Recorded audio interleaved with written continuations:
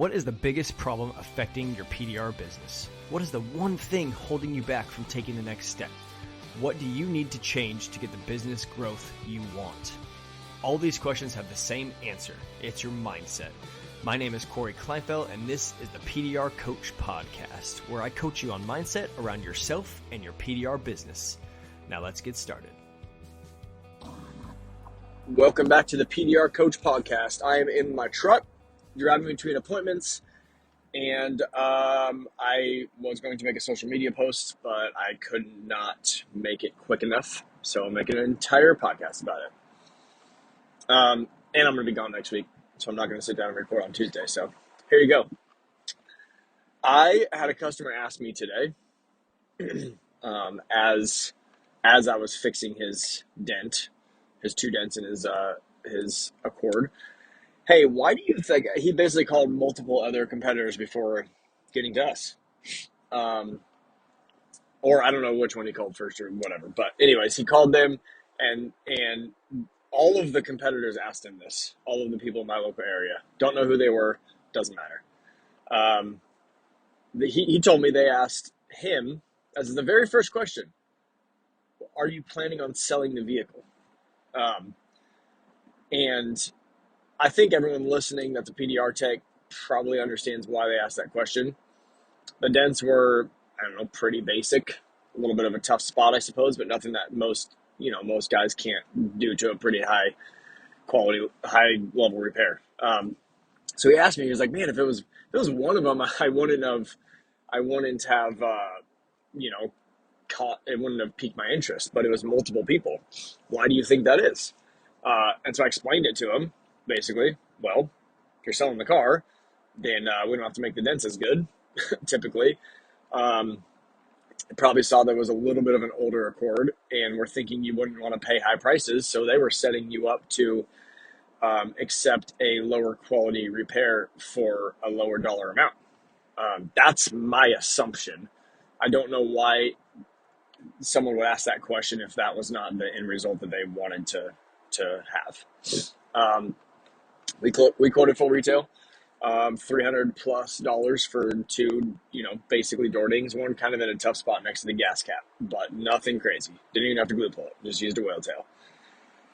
So I hear a lot of stuff going around the industry, and I have for so many years about the problems we have in the industry, why our prices are so low, why people don't think we're a professional industry, etc.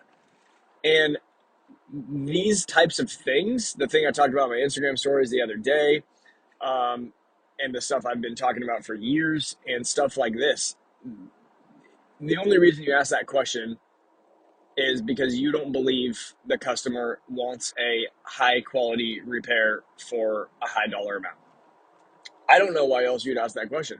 If someone else has another theory, you all know how to reach me on Instagram and Facebook. You can tell me, hey, maybe they meant this, and I'll listen to it. I don't know why else you ask that, but for all the people that say, we want our industry to be more professional, we want higher prices, we want to be able to build a business that we can actually hire people and they can make a livable wage and we can make profit on it and we can continue to grow and we can continue to take market share from the body shops and bring it to PDR companies where it's supposed to be because it's easier, cleaner, faster, and cheaper.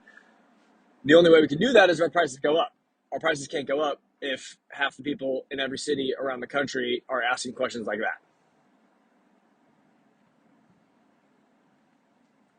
So pick up your phone, put it on selfie mode, and take a look in that camera because that's the problem. I'm not saying just you, because I've done it too. I've learned, I've grown, I still fail. I still quote cheaper than I should because they price anchored me low. Whatever it is, I still make mistakes, but overall I'm always trying to get better at these sales processes, always trying to get better at showing them that we are a professional company and we provide a high quality service. That is very rare that someone can do a high quality service as a PDR technician. And so we charge a lot for it. And that's okay. So this guy, was very happy, and I told him that, and he was like, "That makes a lot of sense to me. I um, appreciate that you did it the way you did it, because I want somebody to come out here, and I want it to look like the dent was never there." And I said, "That's what I'm going to do, and that's why I charged you that much." Um, so when we ask questions like that as a business owner, um, you will not find the right customers. So a lot of people will complain, uh, I can't find those customers. The customers that want to pay top dollar don't exist in my city. I can't get people to value my service. I can't get people to be proud of what I have to offer. It's the other way around. Like I said, looking in that selfie mode in your camera, the problem starts with us. We're the only thing that we have the ability to change. We can't change our customers. We can't change our competition. We can't change our um, significant others. We can't change any of that. It all starts in our own head. It all starts with us. If you want your customers to value your service, then you need to value your service. If you ask a question like, "Are you planning on selling the vehicle?" A lot of people will think that you don't value your own service. If you don't practice your craft in PDR, but also your practice your craft of becoming a salesperson and a business owner, people will pick up on that. If you don't value your service, they won't value your service. If you want a customer to pay you top dollar, you need to believe that the service that you offer is worth top dollar before your customer does. You need to believe that you value your service so that they value your service. Basically, my point being, it starts with you. Um, everything everything starts with us. And if I could take a tangent here into the world, um, seems to be the main problem in the world, is that most people think other people are supposed to change the way the world works, or change a policy, or change a law, or change their life, or do something for them. Um, that's not the way the world works. If you want to see change in the world, if you want to see change in your business, if you want to see change in your life, it starts with you. Starts and ends with you. I think you can influence other people, but really you need to be the change that you want to see. If you want a more professional industry, start being more professional. If you want an industry that is more well known and recognized, start making your company and yourself more well known and recognized. If you want customers to start valuing your service like a customer values a Ferrari versus a Camry, then act like it. And again, I am not perfect at this, but that is what I'm striving to be. That is my goal to be. And there will be many failures and many obstacles along the way to get there. But I will no longer, as I have in the past, complain or lament about things that are wrong with the industry, and then not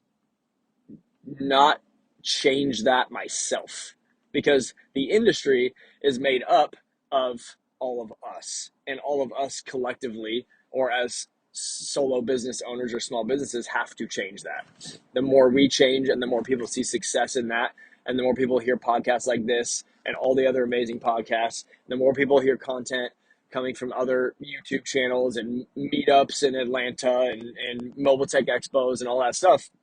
The more you hear that, the more you see it, the more you see it works, the more that we can change and grow as an industry and as individuals. Um, so I tend to do this. I can take a small question from a customer like that, and make it mean so much more than maybe people think it should. They're like, "Wow, Corey, this dude just asked you, like, why would people ask me this question?" But it just matters. All the small stuff becomes the big stuff. those little changes in the way that you sell, or the way that you um, showcase your business matters in the end. It really does. Um, I had other things I want to say, but I'm driving, and so I'm keep getting distracted. But be the change you want to see. Don't sit around and complain about it and not do anything about it. Um, that's how I feel. So if I have more to add, I will. But I appreciate you guys who listen to me. If I got a little heated there, then it's probably justified at this point, because I want to see change. I want to see all you guys win. The people I work with individually, coaching, mastermind groups, anybody that listens to my podcast or follows me on social media, I want to see you win. And you're not going to win if you ask questions that demean the service that you have to offer before you even get in front of the customer. So that's how I feel about that. Appreciate you all. I don't ask this enough, but if you guys can give me a rating and review on the podcast, that would be fantastic. See you next week.